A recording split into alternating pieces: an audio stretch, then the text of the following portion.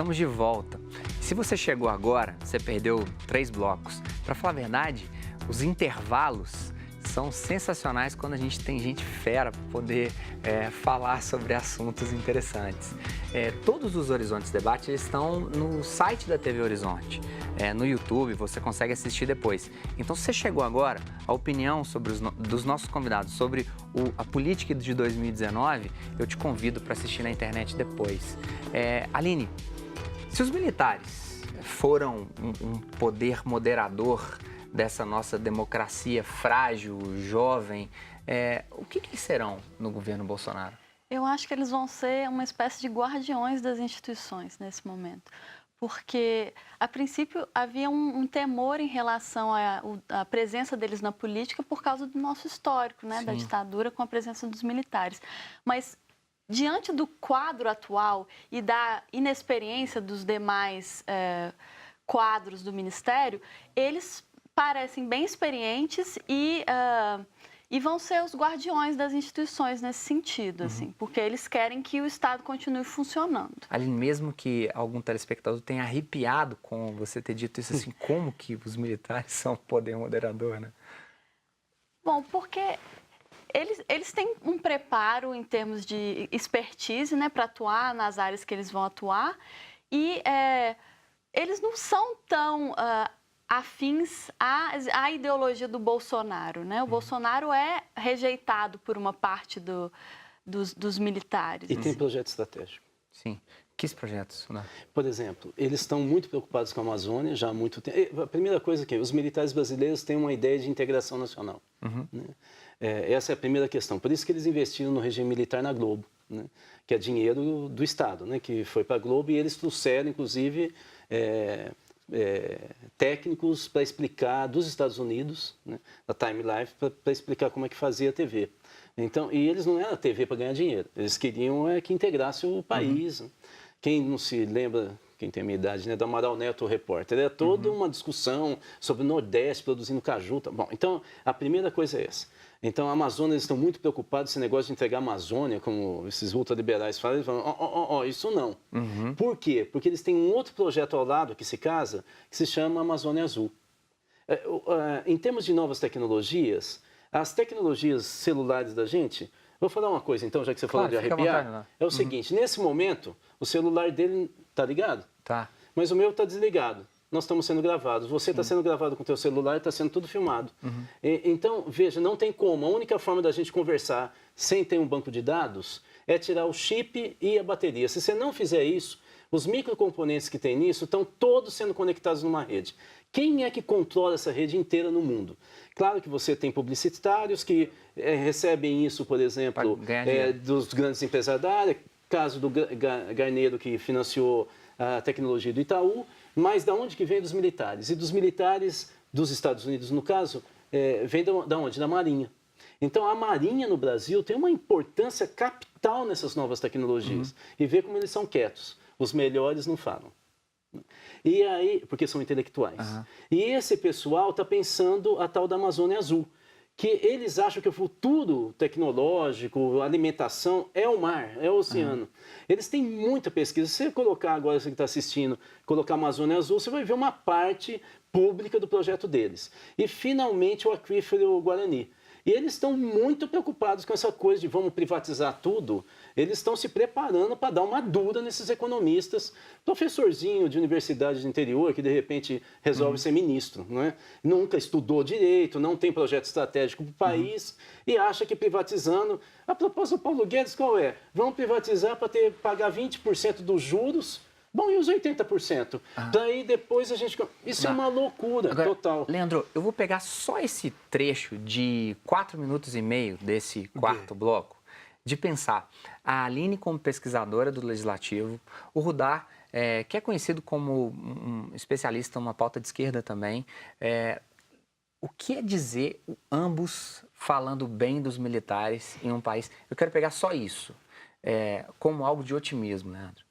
Como que o sujeito em casa, que talvez tenha uma orientação de esquerda, que no fundo fica pensando que militar no Brasil torturou o Frei Beto ou coisa desse tipo, sabe? É a própria história do bicho-papão. Eu sou um ex-militar. O ex-militar, militar, quem quer que seja, a gente tem um projeto pelo país. É por Brasil, pelo Brasil. O militar, ele morre, se necessário for, para guardar as pessoas que estão em casa. O que acontece é que nós criamos uma história de bicho de papão. Todo segmento, todo segmento tem seu lado ruim. Mas, se nós olharmos agora, se precisarmos de fazer qualquer convocação para defender o nosso país, um tanto de gente que fala que não, vai embora.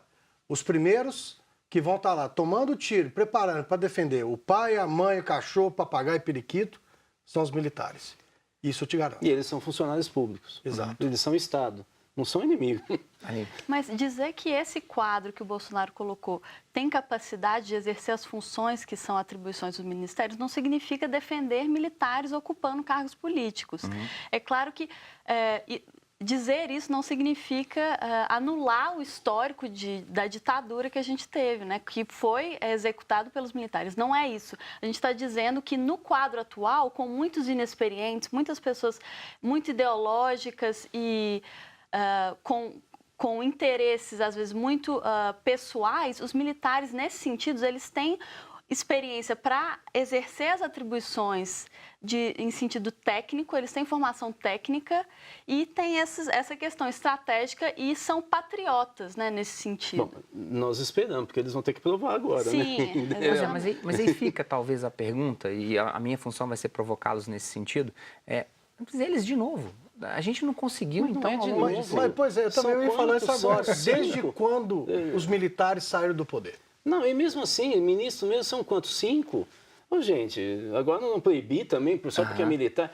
O que eu acho é o seguinte, eu acho que a gente tem que... Quantos deputados são ex-militares? Aos montes. Tem até militar levando tapa e dando tapa, né? Então, Sim. Ou seja, eu acho que a gente faz uma divisão. Eu acho o seguinte, cometeu algum crime, esse que foi ruim, a gente tinha que ter punido. Exato. Porque a gente tinha limpado já essa área. Talvez gente que deve ser a maioria, mais nova do que eu, não sabe, mas casar com militar nos anos 50 ou 60, né, eu sei que eu vou falar uma coisa meio machista, mas era um grande partidão, né, como se falava na época. Todos eram... o meu pai era de esquerda e era amigo de vários generais, por isso que eu tenho tanto contato com militar. Ou seja, eram pessoas respeitadas, técnicos, especialistas. E vou te dizer mais, você sabe que do ponto de vista funcional, os militares foram os que foram mais torturados, presos durante a ditadura militar. Isso não se fala. E chamar também a atenção, professor, Oda, uma coisa que poucas pessoas entendem, o papel social que o militarismo tem. Enquanto eu estava a serviço do país, eu via pessoas que entraram desdentadas, que tiveram todos os seus dentes consertados, tiveram acesso à saúde, saíram com possibilidade de estudar e crescer. Poucas pessoas enxergam nisso. O papel social do desenvolvimento. Isso, do desenvolvimento. Poucas pessoas enxergam que o soldado hoje talvez teria sido aquela pessoa que nunca teve chance na sua vida e teve chance de ter comida decente, uma alimentação decente, uma roupa decente e ter tratamentos dentro do militar. E tem mais, desculpa, tem mais, mas eu acho que isso é muito importante para a democracia brasileira. A gente dá umas desequilibradas na nossa história recente. Veja, aquilo que a gente está falando dos médicos, o que a gente está falando? Que os médicos cubanos estavam nos grotões do país atendendo indígena, que agora eles vão embora, e os médicos brasileiros civis não estão indo para lá. Com militar, a gente sabe que não acontece isso.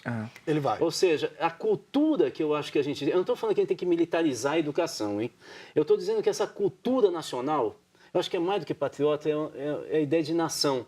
Nação sim. é a gente se identificar com o outro, entende? Pátria é um pouco mais ligada à administração, acho que nação vem antes. Nós não temos essa ideia de que nós fazemos parte da nação e que quando a gente vê um colega doente, a gente tem que ajudá-lo.